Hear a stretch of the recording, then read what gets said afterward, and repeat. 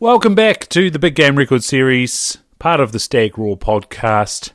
These are just little snippets from Bruce Banwell's The Red Deer Part 2 New Zealand Big Game Record series for the NZDA, of course. MB Lockhead, this one, Barrier River, Pyke, Watershed, Lower Hollyford River System from 1962.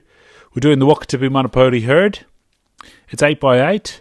It's 42 by 41 and 6, and a spread of 36 and 4. The span is 28 and 4.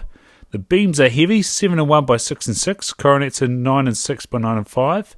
Brow tines are 14 and 1 by 14 and 2. Bays are 10 by 11 and 1. Trays are 11 and 6 by 12. Inner royals of 9 and 3 by 9 and 2. Outer royals of 6 and 3 by 4 and 6. Back tine is 17 by 20 and 2. Outer off the back tine of 4 and 4 by 9 and 3.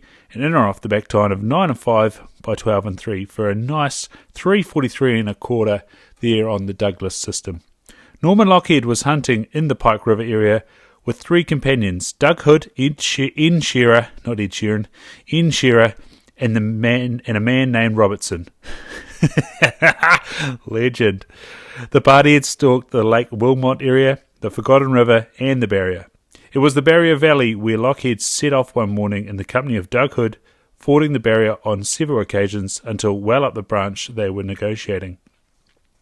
Climbing about 2,000 feet onto some snowgrass country interspersed with a series of bluffs and strewn with boulders, deer were picked up through the binoculars about half a mile away. After about an hour's stalk to get within 300 yards from their quarry, and having selected a suitable route with the wind in their favour and using the topography to their advantage, they found themselves in a small snowgrass basin well into the head of the stream. Fortunately, the deer had not sensed their presence, enabling the 2 men to watch the group, especially the stag, which was attempting to serve 2 of the hinds. Good times.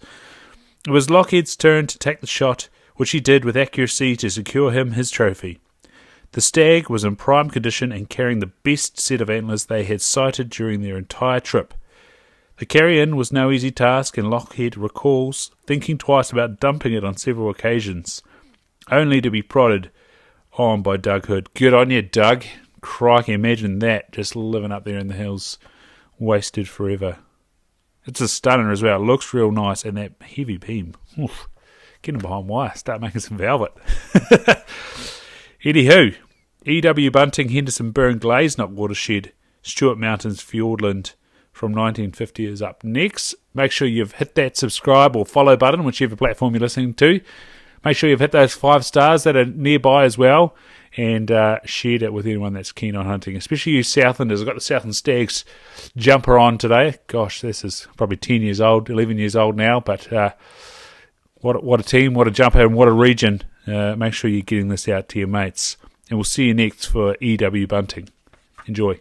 This is New Zealand Big Game Records Volume 6, The Red Deer Part 2, written and compiled for the New Zealand Deerstalkers Association, incorporated by D. Bruce Banwell. Published by the Halcyon Press, a division of Halcyon Publishing Limited, PO Box 360 Auckland, 1140 New Zealand. Printed by Prolong Press Limited, China. Copyright 2011, D. Bruce Banwell, first published 2011, all rights reserved.